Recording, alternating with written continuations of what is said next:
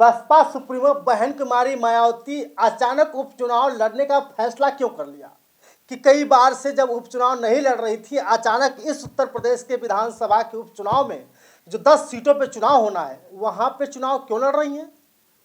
और सबसे बड़ी खबर यह भी है कि इस बार मुसलमानों को टिकट भी नहीं दिया जाएगा। जानते हैं क्यों? इसी मुद्दे पर हम आज बात करेंगे और जानने का प्रयास करेंगे कि आखिर बहन कुमारी मायावती ने अचानक विधानसभा का उपचुनाव लड़ने का फैसला क्यों कर लिया।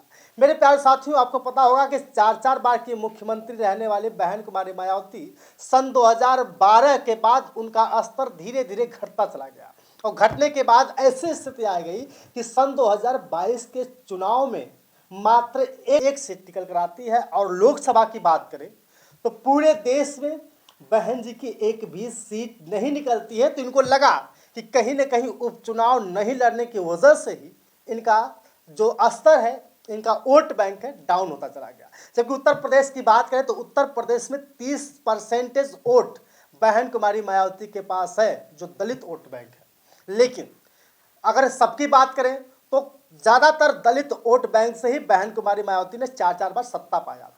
इस बार का चुनाव है, इस बार मन बना लिया है कि हम कुछ भी करेंगे, किसी हाल में हम उपचुनाव जरूर लड़ेंगे। इसलिए बहन कुमारी मायावती एक्टिव मोड में भी हो गई हैं। आप देख रहे हैं कि हर दिन उनके ट्वीट आ रहे हैं, हर मुद्दे पे बात कर रही हैं, हर जगह यहाँ वहाँ जाना। और अभी जब 7वीं बार जब से उन्हें बहुजन समाज पार्टी का राष्ट्रीय अध्यक्ष नियुक्त किया गया है, तब से मन बना लिया है कि किसी भी हाल में किसी भी पार्टी को हम आगे आने नहीं देंगे, चाहे बीजेपी होगी, सपा होगी, कांग्रेस या चंद्रशेखर आजाद की आजाद समाज पार्टी। माननीय कांशीराम साहब का कहना था कि जितना ज्यादा चुनाव लड़ा जाएगा उतना ही पार्टी के लिए फायदेमंद होगा। और बहन कुमारी मायावती ने उपचुनाव लड़ने से इनकार कर दिया था। इसलिए बहन जी का जो 30% वोट था धीरे धीरे 13% की तरफ चला आया। और जिस तरह से लोकसभा में उत्तर प्रदेश में 80 सीटों में 43 सीटें समाजवादी पार्टी तथा कांग्रेस के खाते में गई हैं, उसको भी बहन कुमारी मायावती ने कहा कि ये सिर्फ और सिर्फ गुमराह करके वोट स्थापित किया गया। क्यों? क्योंकि दलितों को बताया गया कि आरक्षण में बदलाव हो जाएगा। अगर बीजेपी आ जाती है तो आरक्षण को खत्म कर दिया जाएगा, अगर बीजेपी आ जाती है तो संविधान को बदल दिया जाएगा। इसलिए समाजवादी पार्टी और कांग्रेस की तरफ दलितों का वोट बैंक मजबूत हो गया, इसलिए वो 43 सीटें निकाल पाई। जबकि बहन कुमारी मायावती का कहना है कि अगर बहुजन समाज पार्टी का कोई भी पार्टी नुकसान किया है तो वो समाजवादी पार्टी और कांग्रेस। बीजेपी ने कभी खेल नहीं बिगाड़ा, क्योंकि बीजेपी ने भी तो कई बार बहुजन समाज पार्टी के साथ मिलकर के बहन कुमारी मायावती को मुख्यमंत्री बनाया था। इस बार अगर एनडीए के साथ या इंडिया गठबंधन के साथ रहती बहन जी तो कहीं न कहीं उनको भी सत्ता मिल सकता था, लेकिन बहन जी ने ऐसा नहीं किया। जब से बहन कुमारी मायावती एक्टिव हुई हैं तब से लगातार मैदान में चलना शुरू कर दिया है।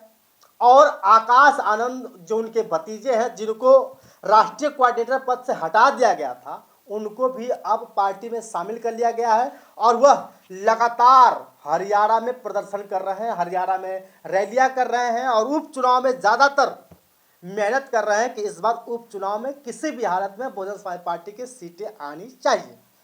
और अगर हम सबसे हॉट सीट की बात करें तो अयोध्या की यानी फैजाबाद की सबसे हॉट सीट मिल्कीपुर है। वहाँ पे बहन कुमारी मायावती ने पार्टी का जो प्रत्याशी घोषित कर दिया है।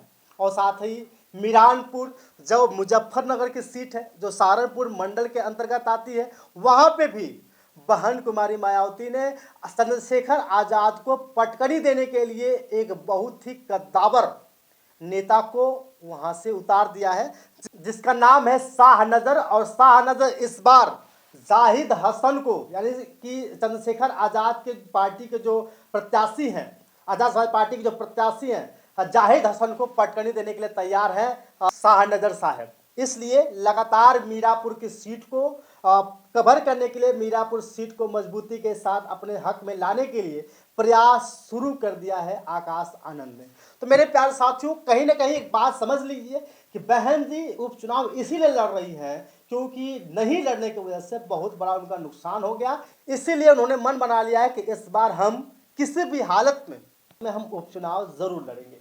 लेकिन सबसे बड़ी खबर जो आ रही है कि मुसलमानों को टिकट नहीं दिया जाएगा, तो बहन जी ने कहा कि हम थोक के भाव में मुसलमानों को टिकट दिए थे, लेकिन जितने भी मुसलमान को टिकट दिया गया था, जितने भी मुसलमान थे, लगभग 70% मुसलमान कांग्रेस और समाजवादी पार्टी की तरफ चले गए। इसलिए कहीं न कहीं मुसलमानों ने हमारा दिल तोड़ा है, मुस्लिम प्रत्याशियों ने उनका दिल तोड़ा है, इसलिए इस बार मुसलमानों को टिकट नहीं दे सकती है।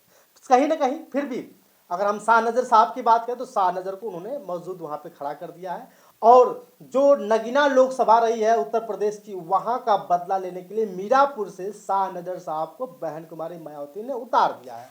और कहीं न कहीं ये साफ साबित होगा इस बार कि जो इस बार का चुनाव है वो कहीं न कहीं उत्तर प्रदेश में होने वाले 27 के चुनाव में ये सेमीफाइनल है, और जो इसमें मजबूती के साथ सीट निकाल लेगा वो कहीं न कहीं इस बार और आने वाले समय में, यानी 27 का जब चुनाव होगा तो उनके हक में सीटें आएंगी। बाकी आपकी राय कमेंट करके बताइएगा, बहन जी ने क्यों फैसला किया था कि हम उपचुनाव नहीं लड़ेंगे और अब क्यों लड़ना चाहती हैं, इसका भी आपको पता चल गया। बाकी आपकी राय, शुक्रिया।